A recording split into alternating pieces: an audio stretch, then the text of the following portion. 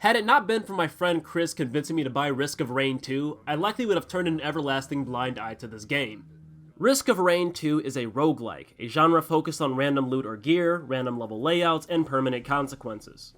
I generally avoid roguelikes since I prefer predetermined experiences like Final Fantasy, but alas, an exception has been made.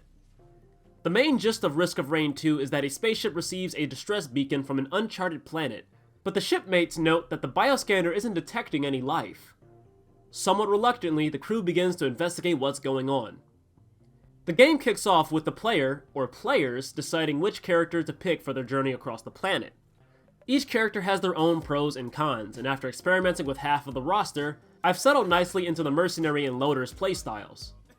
Most levels in Risk of Rain 2 have the same goal. Players drop into an area, loot as much as they can, and move on to the next level when ready. This is easier said than done, since most loot has to be purchased with funds dropped by defeated enemies. The containers for loot are either chests, capsules, or these weird one-time shops, all of which can get fairly pricey. The looting process also has to be done with haste, as the game gradually gets harder over passing time as well as level by level, so lollygagging only serves to hurt the player. Thankfully, the characters can level up to increase their potency as more enemies are slain, and the acquired loot should make a player's life easier. The effects range from basic buffs like increased attack speed to wilder abilities like shooting wisps whenever the player runs. Unfortunately, some playable characters are much slower than others, and with all of these levels being huge, sometimes the rush for loot is a struggle. Before advancing to another area, the player has to stay within a zone and charge a teleporter as waves of enemies and a boss, or in some cases bosses, try to prevent traversal.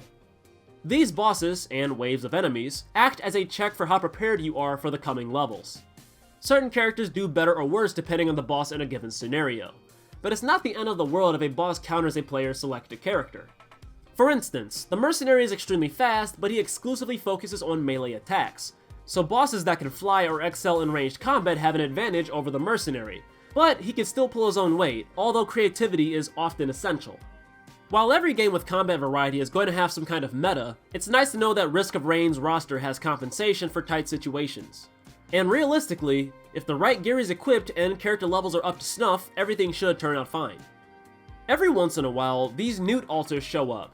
By having a sufficient supply of Risk of Rain 2's secondary currency, this altar can be used to open a portal to a special store ran by a big newt.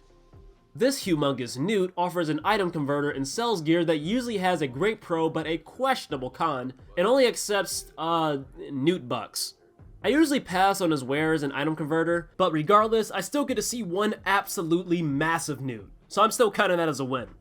Underneath the lair of the loot newt is a secret portal to this minigame-esque area where special waves of enemies can be fought for a chance at some powerful equipment. The catch here is that players are encouraged to stay inside of a protective zone if they don't want to be constantly taking damage, and each new wave of enemies gets buffed in some way, sometimes to deadly scales of potential. It's best to just move on to the next level if things get too rough, but it's usually worth it for players that can stick it out. For players playing together, dying isn't as big of a deal, since anyone still standing can finish the level, which will revive anyone who died. But players going solo must take extra caution, since death means that our run ends right there and all loot is lost. Despite the penalty for death, what we're left with is a game that does an excellent job of compensating for the player, both in terms of loot and character utility.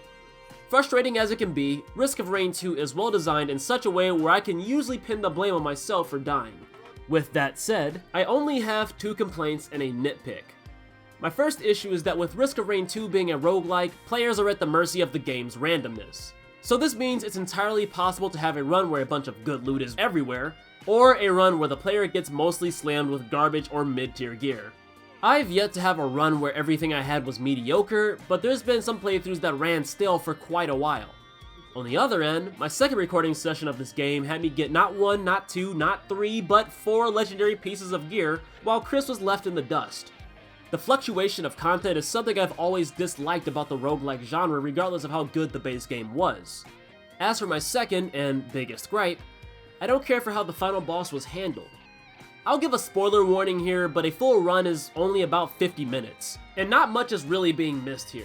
Mithrix is tanky to the point where the demand for optimal gear can be crushing, since he can take a lot of hits and has a phase where he steals everyone's gear and they have to fight to get it all back. which can turn the final fight into either a situation where everyone dies or a slogfest. Chris was able to one-shot Mithrix thanks to some special gear that he got, but having another situation like this is not guaranteed, and that's where the problem lies. The emphasis on optimization in a game that wants players to quickly collect randomly placed loot that may not even be optimal for a proper final confrontation doesn't sit well with me. As for the nitpick, the commons and uncommons need to be swapped. Commons, which are supposed to be the worst tier in the game, generally help out more than the uncommons, which are supposed to be slightly better. But having only 3 notable issues is solid, especially since one of which is a nitpick and the other being tied to the genre itself.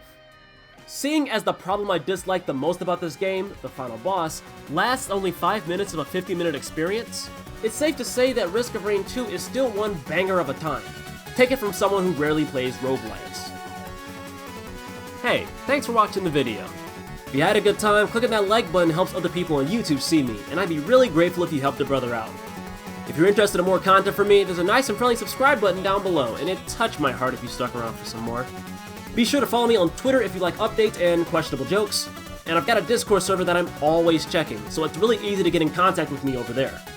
That's it from me. I'm RoberOnocle, and I'll see you guys next time. You all take care.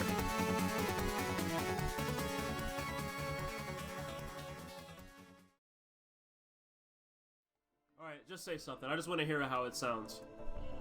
Anything. My name is Chris. I like unicorns and rainbows, and I like killing people. Can you believe that Yoshi from the Super Mario Bros. Series has made it into Risk of Rain 2? Honestly, it's still kind of wild to me, man. Can you believe that KKK has made it?